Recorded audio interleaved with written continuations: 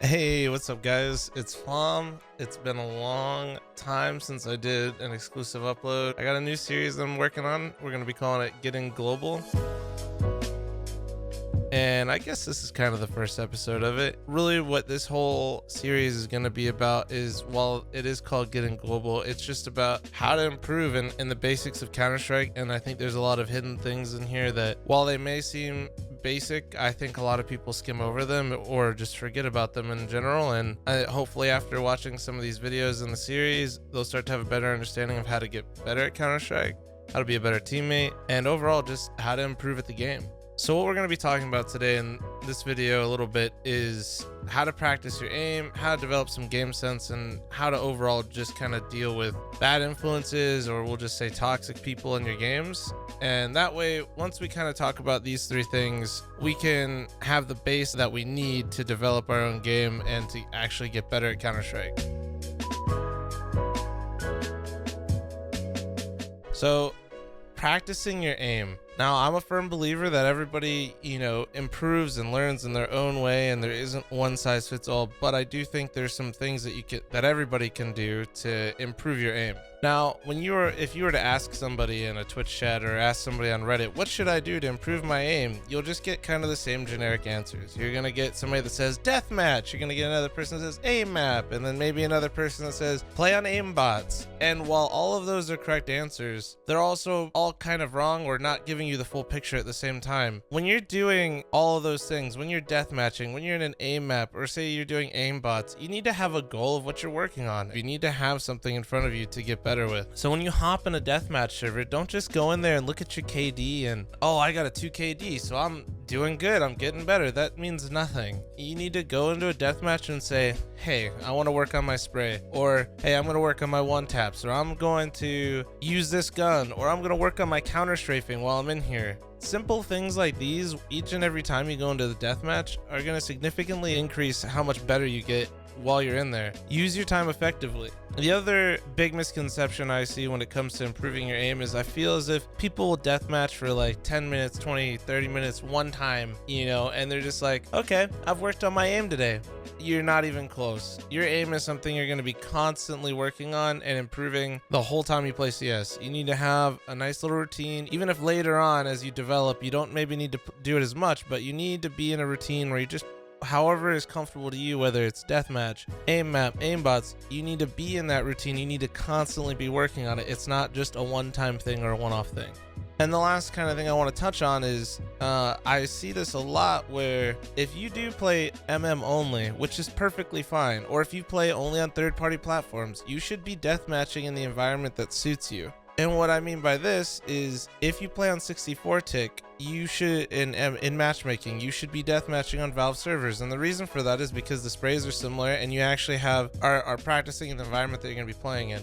If you play on 64 tick and practice in a 128 tick deathmatch server, the gunplay is actually different and you're not actually improving on the environment that you play in. Same goes for 128 tick. You should never really be in a Valve deathmatch server. So the next thing I'm going to be talking about here is game sense. Now, I see people come in all the time and they'll say, hey, how do I develop game sense? Should I watch streams or professional matches? And all of these things are good, but also I think demos and watching matches and even watching some streamers, I think, including myself, aren't the best way to develop your game sense, especially if you're very new to the game. When you are getting into Counter-Strike, I think the best way to develop game sense is by just playing and trying to be your harshest critic. Early on in Counter-Strike, until you really start developing and you want to play inside a team, watching a demo of a professional player or watching a match is very, very hard to apply to your own game if you're not playing on a team. If you're just playing matchmaking or you're just playing pickup games, watching a professional match or watching a streamer that's playing in, FPL, what you're getting out of it is not going to be something you can apply to your own game, because the games just don't play the same. And there's nothing wrong with that, but you need to develop yourself and be your biggest critic so that way you can develop your own game sense and start learning that way. So just to kind of retouch on that, I just think if you're newer to the game, watching demos, watching streamers, watching matches, professional matches that is, are not bad to do, but you also need to realize that all those things that you're seeing in those games might not be applicable to your own games in, say, matchmaking or a pug. And the last thing I want to touch on for game sense is the best thing you can do is always just play and try to learn from your mistakes. But maybe more importantly, when you are trying to develop your game sense, you need to understand that in CS, and what makes it great but also so frustrating is you can make the right play and lose all the time, and somebody can make a dumb play and have it work well, but you need to be able to identify and understand when that's happening, because that's gonna affect how your game sense develops. If you don't understand the situation and you can't determine whether or not a situation was right or wrong, or if you made the right play or not, just try to play it out in your head a little bit, or don't focus on it too much and let it play out one more time in another situation and try to compare and contrast between the two. I just see a lot of newer players at the game. They just assume that when something works, that means it's good. And that's not always the case. You need to be able to draw the line and understand, if you got away with something maybe a little cheeky, or maybe you truly, you made the right play and it just didn't work out. So the last thing I want to touch on here in this video is crappy people on the internet. Now, I think people will say certain platforms are better or certain things are better.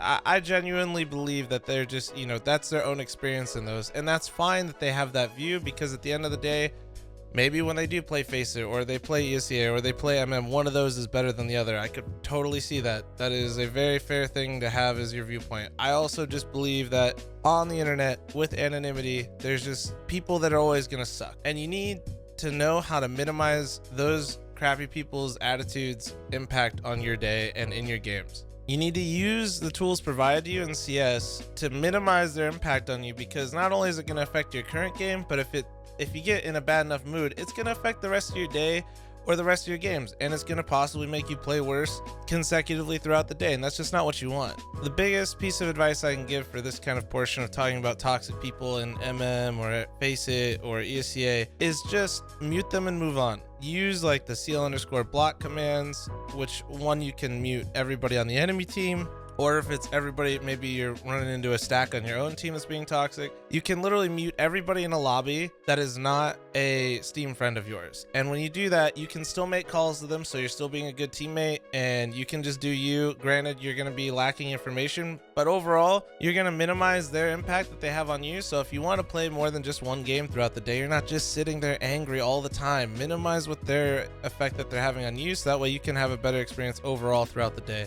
Last but not least, I think the best thing you can do for handling these kind of situations is, if you can, just playing with one other person always makes the biggest bit of difference. Not only for, your own enjoyment, but when, you have like some crappy people that you're playing with, at the end of the day, you can kind of just laugh it off with your friend and move on and just start playing into the next one. And there's a lot of other benefits too when playing with a friend. You can have them maybe like give you tips, or maybe they'll see something that you messed up, or you see something they messed up. It's a really good back and forth that you can establish with somebody that you're playing with that can further develop your game. So to wrap up all this, I just wanted to put this video out first for Getting Global, because I think these 3 things are very important to start with. Otherwise, the rest of the videos that we create, if you don't understand these things I'm talking about in this video, the rest of the videos in the series aren't going to matter. You need to be able to establish goals for everything, for your aim, for your game sense. You need to be able to minimize other people's actions on you, so that way you can further improve yourself. So guys, if you guys did enjoy this video, please do not forget to subscribe, leave a comment, and leave a thumbs up on the video. I appreciate you guys, and if you guys have some ideas for what you want to see in the next video, let me know in the comments below. Take it easy, guys.